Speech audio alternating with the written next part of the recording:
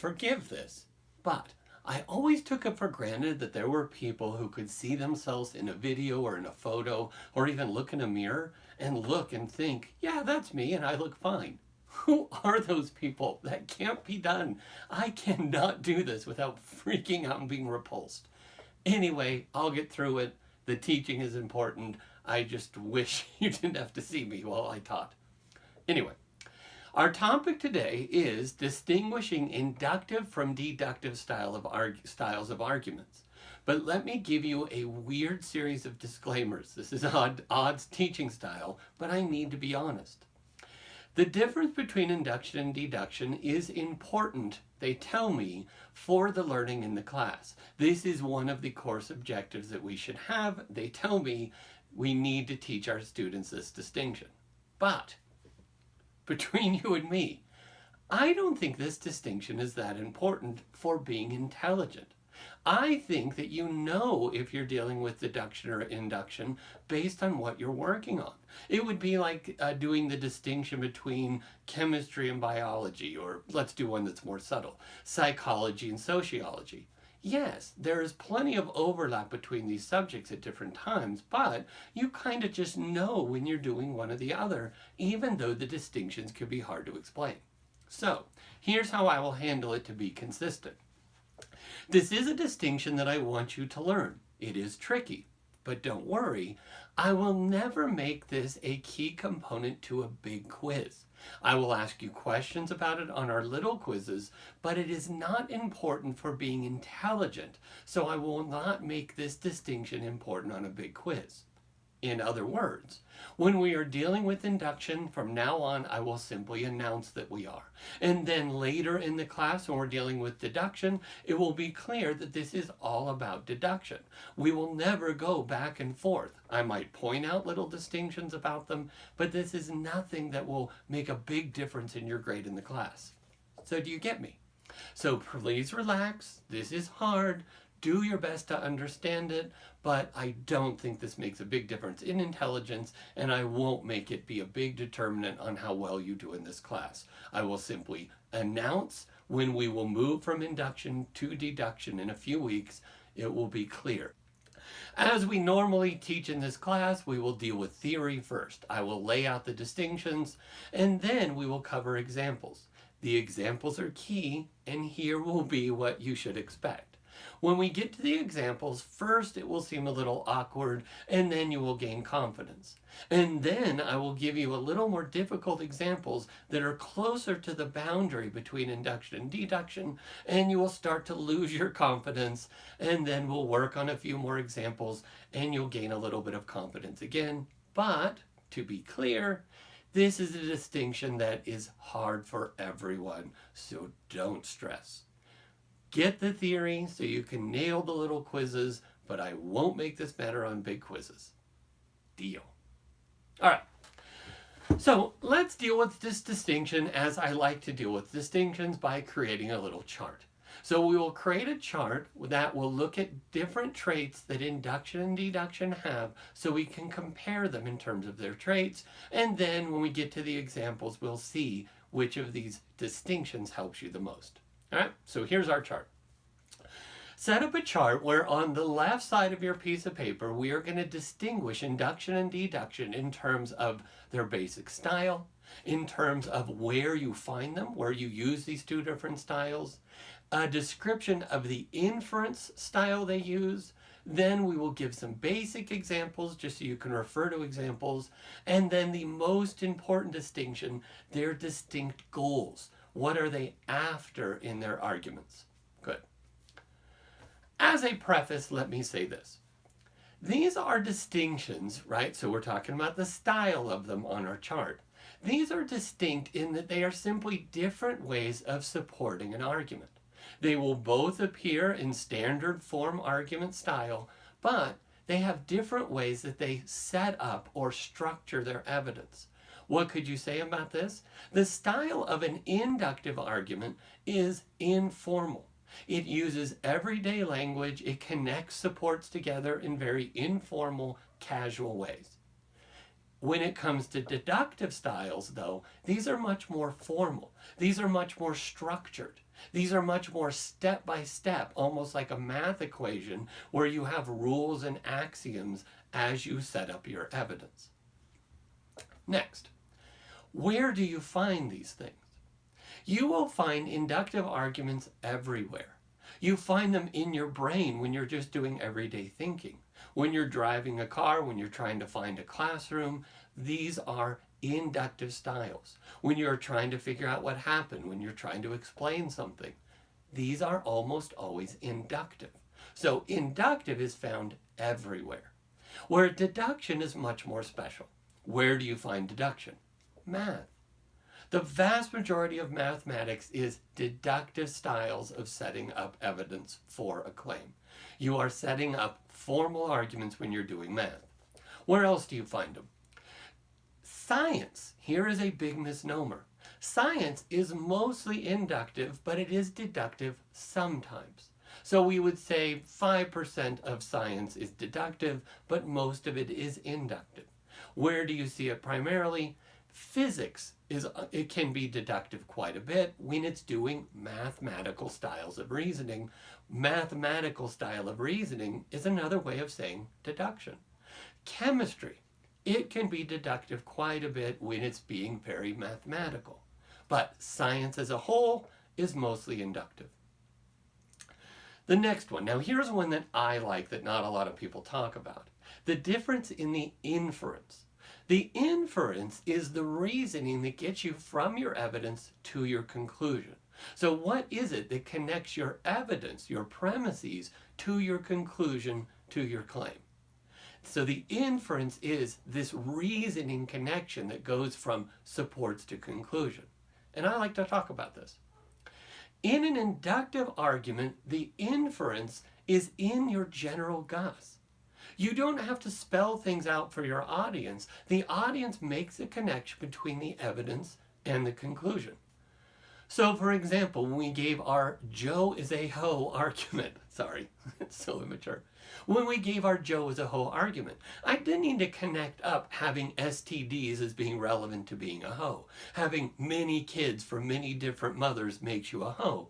You made the inference yourself. The inference was informal. It was in your guts how to connect those evidences, those premises to that conclusion. Whereas when we move to deduction, the inference is structured.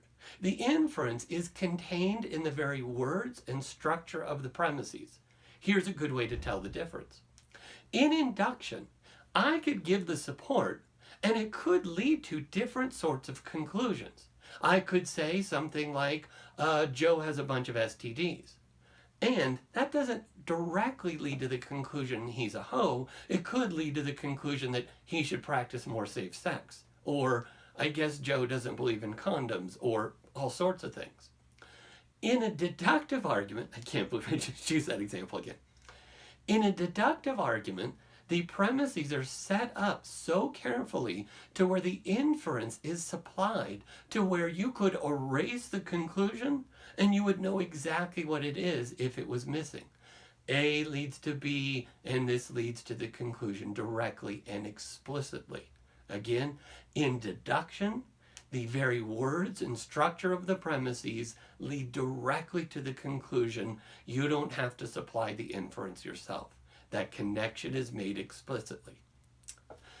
Now, examples. Where do we see distinctions so you can think of these basic examples? Basic example of induction, again, Joe is a hoe, right? Sorry. Informal arguments, anytime you're doing basic reasoning, examples are everywhere. This is where it gets distinct. Deductive examples would be things like 2 + 2 = 4.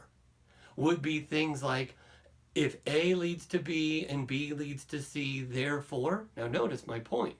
When I lay up those premises, when I lay them out, you can, if you have a good deductive eye, tell me what the conclusion is.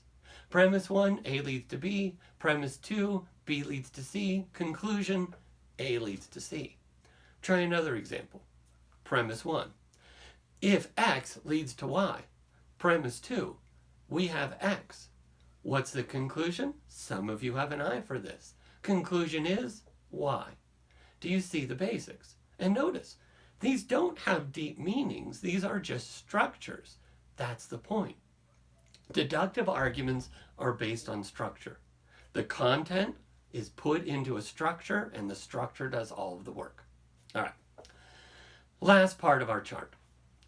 The most important distinction is their goals. The goals of how they are trying to produce this conclusion. In an inductive argument, the goal is likelihood. The typical style of an inductive argument is to present as much evidence as you can to increase the likelihood of the conclusion, but the conclusion will never be more than likely. In deduction, the goal is certainty or proof. Let me say a little bit more there. The goal of a deductive argument is, if you present your premises well and the content is true, the conclusion has to follow with necessity. You have produced a proof or a certainty. The conclusion has to be true if it's set up well. Now notice, if it's not set up well, that doesn't mean the conclusion is certain, but you can see that's the goal the whole way. The way it is presented, you are aiming at certainty and proof. An inductive argument is set up in a different way to where the goal is likelihood. The goal is increasing the likelihood of the conclusion. Deduction, the goal is proof. All right, that's enough theory. Now let's try this. Let's try the examples. All right, make sure to pause the video, hit the K button, the best way to pause on YouTube, and get out the exercises for this week. We are going to walk through these.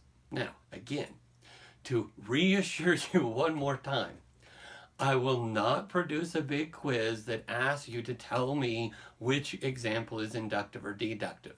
We are doing this as an exercise to get you used to this, but I wouldn't do that to you on a big quiz. Even a little quiz. I will ask you things on little quizzes about deduction or induction, but I won't give you an argument and ask you to tell me if it's inductive or deductive. That is not an important skill for being an intelligent, logical person. All right, so let's start. So look at example A. I will read, and I will simply say the word therefore when I move to the conclusion. That is just a conventional thing that philosophers do. Therefore is used to signal the conclusion. So, premise 1, there is a strong stenching class today. Premise 2, the pungency increases when Jeff walks near my row. Conclusion, therefore, Jeff's BO or halitosis is the cause of the caustic odor. So, thinking of our chart, what style of reasoning is this? Is this a formal or informal style? Is this aiming at proof or is it aiming at likelihood? Are the premises set up as a structured inference or as a casual sort of inference that relies on the audience? Think about this. Proof or likelihood? Likelihood. What is going on? Now, I think inference helps here a lot. Do the premises say anything about BO or halitosis? No. You made that connection. The connection wasn't provided for you by the premises. You made the inference from those supports to that conclusion. Now notice, based on those premises, could we arrive at different conclusions? Sure. That conclusion wasn't produced explicitly by those premises. We could have had a different conclusion, like, I think Jeff has dog dew on his shoe. Easy. Good? Now, in the future, we'll come back and look at this to test its strength. We are just looking at inductive, deductive. Example A, what do you think? Yes, an inductive argument. Be sure to label it when you're looking at examples of induction. You can use this exercise later. Example A, induction. Example B. Those disgusting pigeons, please ignore my jokes in the parentheses. Those disgusting pigeons are in the family Columbidae. Doves are in the family Columbidae, therefore pigeons and doves are in the same family. What about there? What's going on? Proof or likelihood, formal, informal, structure, or did your Gus make the connections? Do you see the difference? I think you're getting this. This is deductive. This is a step-by-step set of axioms that lead to that conclusion. You could have erased the conclusion, pretty much predicted it, It is aiming at creating a structured set of steps that lead directly to the certainty of that conclusion. What is the big test? If those premises are true, that conclusion would have to be true because the conclusion is produced necessarily by those premises. B is deductive. Example C. The sun has risen every morning in recorded history, therefore the sun will rise tomorrow morning. What do you think? Do you see it? Is this likelihood or proof? Is this structured or is it informal? I think you can say it. It is a likelihood argument. The premises say nothing about tomorrow morning. You made that connection in your guess. It is not structured. That doesn't lead explicitly to that conclusion. That premise could lead to some other sort of conclusion. Now, let me do a trick here. So, C is inductive, so label it. But let me show you what it would take to turn this into a deductive structure. Listen to this. All I would have to do is insert a second premise. So let me make this deductive just for fun. Sorry, don't let this confuse you. Premise 1 I will leave alone. The sun has risen every morning in recorded history. Insert a deductive premise 2. If the sun has risen every morning in recorded history, then the sun will rise tomorrow morning. Therefore, conclusion, the sun will rise tomorrow morning. Do you see what happened? Because I inserted that axiomatic premise 2, that made this into a certainty style of argument. Now, does it work? No, it doesn't make it a proof, but you see the style is to produce proof. The style became structured and deductive. All right, back to the original. The original example in C is inductive. Be sure to label it. Example D. All snarfplats are whatsits. All whatsits are really thingamabobs. Therefore, a snarfplat is a thingamabob. What style of argument is this? Likelihood or proof? Inductive or deductive? Do you see it? Deductive. Do you see that that conclusion is led to explicitly by those premises, step by step by step to conclusion? In fact, this is the style of argument I gave you as a basic prototype example in our chart. This is that example of A leads to B leads to C, therefore A leads to C. Do you see it? The structure does all the work. Why do I use this example specifically? Because this shows you that in deduction, you don't even have to understand the content. Your guess doesn't have to do the work here. The logic does all the work. The structure leads to that conclusion, even if you don't understand what it means. Although some of you know what these words mean, because some of you had great childhoods and or you're a great parent. What is this from? Little Mermaid. For fun. Do you know what the snarfplat was? No, the fork was the dingle hopper. This was the pipe. What's it? Oh, sorry, thingamabobs? Remember that? I've got 20. They were little corkscrews. Okay, sorry. Example D, deductive, formal structure, aiming at proof. Good? Now, is this a proof? We don't even know what the words mean. But notice, in deduction, the structure does all the work. This is deductive, but we don't even understand what it's getting at. All right. E, everyone named Mary I've ever had in my classes has received an A. I have 2 Marys in my class this semester, therefore they will get A's. Now it's getting a little trickier. Remember, I told you in previewing this that it would start out awkward, and then you'd gain confidence, and then you'd get a little scared in the middle. This is the scary part. What's going on here? Is this proof or likelihood? Does that conclusion lead directly to that? Do those premises lead explicitly to that conclusion, or do you make the inference in your head? Notice, the premises said nothing about these new Marys getting A's. You made that connection. The language of this argument does sound a little bit step by step, but notice, this is still a likelihood argument. We didn't explicitly make the connection from past Marys to these future Marys. You made the connection in your guess. And can this prediction ever be more than a likelihood? No. predictions about the future are likelihood issues, I would have to insert some axiom to make the connection, and the argument would never be a proof. It's a prediction about the future. All right. So example E, inductive. Example F. No one is parked in that spot over there. The sign on the parking meter says out of order, therefore the meter must be broken. Again, I'm being a little sneaky. Is this likelihood or proof? Likelihood. Just because there is a sign, does that necessarily mean the meter is broken? No. It could be a prank, it could be a mistake, it could be all sorts of things. Those premises don't make that conclusion a certainty, even if they are true. We made the connection. It is an inductive style of argument. So F, label it inductive. G. My teacher is a tree frog. Tree frogs have sticky feet. Therefore, my teacher has sticky feet. Do you see this one? Yes, it's axiomatic. This is like in another example I gave you as a prototype. X leads to Y, X, therefore Y. This is set up as a deductive style of argument. It's set up as a proof. Good? I think you can get that one. G is deductive. H. All boy bands suck. Britney Spears is not a boy band. Therefore, Britney Spears does not suck. Sneaky. Very subtle. What's going on here?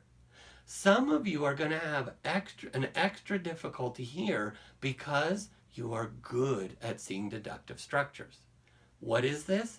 It is deductive, but it's a bad deductive argument.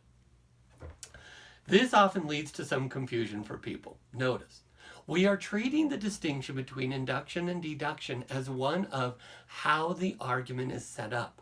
What are the different ways that support is structured? Is it informal and likelihood or formal seeking certainty? This is a formal structure seeking certainty, but it fails. But notice, failed deduction doesn't mean it's inductive. No, it would be a terrible inductive argument. It just means it's deductive, but poorly structured. But it is aiming at certainty and structure. So this is deductive, and some of you can tell that the structure fails. Go to I. I think you're starting to get the hang of this again. I think your confidence is coming back. I. If Doug is drunk again, he will be stumbling around campus. Doug is stumbling around campus, therefore Doug is drunk again. Do you see it? It's trying to create an axiom step by step. A leads to B, leads to C. But notice in this case, it is deductive. But again, it's a bad deductive argument. It is deductive. It is a structured, axiomatic, step-by-step argument trying to achieve proof, but it does fail. Deductive, but some of you can see that it's a bad deductive argument, but still the style is deductive. I, deductive, label it. J.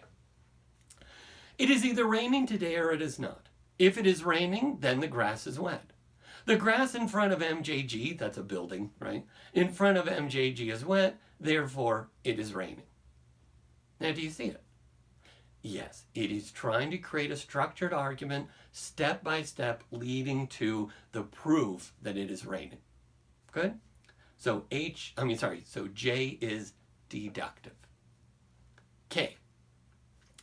The annual rainfall in California's North Valley is 23 inches. Last year, the rainfall was 23 inches. Therefore, the rainfall next year will be about 23 inches. Do you see it? I think you're getting it. Is your confidence coming back? This is inductive. It's a prediction. The premises said nothing about next year. And so, inductive in style. Giving you information to increase the likelihood of this conclusion. L. All NASCAR fans either have mullet haircuts or wear tank tops. Jethro is a NASCAR fan and he doesn't wear tank tops, therefore Jethro has a mullet haircut. Sneaky. Do you see it? Deductive. This is a deductive argument. It is a weird structure, but you can see the structure does all of the work. They didn't give you an inductive argument where they gave you more and more evidence about Jethro having a mullet. We didn't say his family has mullets, he loves mullet haircuts, he plays professional golf. I don't know. Sorry. Where would you see this? He's in the WWE wrestling, right? See a lot of mullets there. No, they didn't do it that way. They created a structure set of axioms to try to prove with certainty that he has a mullet. They didn't give you more evidence to increase likelihood. This is aiming at proof. L is deductive. M. Sorry. I hope you guys know what the Brady Bunch is. If you don't, go look it up. A hotshot architect would not have 6 kids sharing one bathroom. Pause. The parentheses is really funny. Okay. There was a sitcom, it is even before my time, right? This was already old when I was a kid, called The Brady Bunch, and they had one bathroom for 6 kids. 3 boys, 3 girls, one bathroom. Almost every episode had a fight over the bathroom. It was great. But could you imagine writing some fanfic for this thing and having an episode where they all get bladder infections, right? And the parents start to suspect that their kids are having tons of sex and that's why they're getting bladder infections. And we can even say that the kids sneak off to the brothel to try to get some penicillin to cure their bladder infections. Oh, that would be genius. They're trying to hide it from their mom. Okay, never mind. Sorry. A hotshot architect would not have 6 kids sharing one bathroom. Mr. Brady had 6 kids sharing one bathroom. Therefore, Mr. Brady was not a hotshot architect. I think some of you are getting this. Deductive. It's trying to set up a structured set of steps that lead directly to that conclusion. It's not an issue of likelihood. It's trying to produce proof. M is deductive. N. The graduates of Stanford generally score in the 90th percentiles on the GRE. Students from Tumbleweed Tech generally score well below this mark. Therefore, Stanford does more toward educating their students than Tumbleweed Tech does. Do you see it?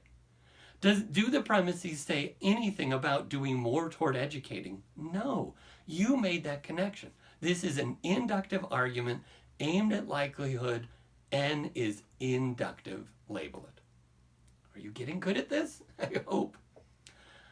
Example O. Again, this requires some explanation. I am so sorry. I am just trying to make this more fun by giving you some offensive and silly examples. Let me explain. In my early teaching career, there was this thing that happened where during the height of homophobia and anti-gay politics, there was this thing that came out and it said that the Teletubbies are promoting homosexuality, right? This little preschool kids program. They said, look at one of them is gay and carries a purse and that the head shape is a gay rights activist symbol. It was so great. So people were terrified of homosexuality in children's programming. It was great. So what did I do? I created a whole set of formal logic examples that were making people more and more afraid about gay rights in cartoons. So I was doing a whole bunch of arguments about how the Peanuts cartoons, remember Peppermint Patty? I was saying that the Peanuts cartoons were all lesbian propaganda. It was great. Now, that was a lot of fun because think of Peppermint Patty. She dressed in a very androgynous way. She had a name that was unclear. Pat? Is that for Patty or Patrick? Her friend called her Sir, and she wore Birkenstocks. She had a bowl cut. Oh, man, she was a powerful tyke if I ever saw one. But no, it wasn't intended that way. So, just so you know, so I created a bunch of arguments to try to make people terrified of homosexuality in cartoons. It was great. So, sorry. So this is about Bert and Ernie on Sesame Street because have you seen the No Hate t-shirts with Bert and Ernie? It's great. Okay, here we go. Premise 1. If your buddy has a receding hairline, then he is a grown man. If you take baths with your buddy and your buddy is a grown man or offer Jesus juice from your buddy who is also a grown man and that man is not your dad, then you are being targeted by a pedophile. Your buddy has a receding hairline and you take baths with him. Your buddy is not your dad, therefore you, Ernie, are being targeted by a pedophile, Bert. Notice, sorry, When I was a kid, I assumed that this was just a grown man and a kid. They looked very different in ages. It was only as I got older that I realized, wait, they're supposed to be friends. That's not father and son. And so at first it seemed creepy, right? Do you get it? So I'm just trying to make you afraid of cartoons if you are hyper conservative. Sorry. Now, what is the argument style here? Argument style, it is trying to be deductive. It's really convoluted, but you can see it's trying to be axiomatic, give you definitions and rules that lead to a proof as a conclusion certainty. O example is deductive. Got it? Pause. Another tangent. I hope I am not introducing you to what Jesus juice is. If you don't know what this is, I am so sorry. You're a good, innocent person and should stay off the internet. Sorry. Jesus juice is what Michael Jackson would give kids who visited his ranch. He would give them red wine to get them drunk and call it Jesus juice. Now does it make sense? Oh, by the way, if they didn't like Jesus juice red wine, he would give them white wine and tell them it's spirit punch. Oh, gosh. Sorry. Oh, that's gross. Okay, sorry. O is deductive. Last one. Example P. If you are standing in front of class, right? Ooh, I should change that. If you are teaching this class. If you are teaching this class, then you are the most handsome and intelligent man in the world. Jeff is teaching this class, therefore Jeff is the most handsome and intelligent man in the world. What style is this argument? Yes, deductive. We are coming at proof for Jeff is the most handsome and intelligent man in the world. But yes, you can see the structure laying out, aiming at proof. The last one, P, is deductive. Label it. Did you survive? Are you okay at this? Aren't you really glad that I am not going to test you on this distinction? Just try your best. Thanks.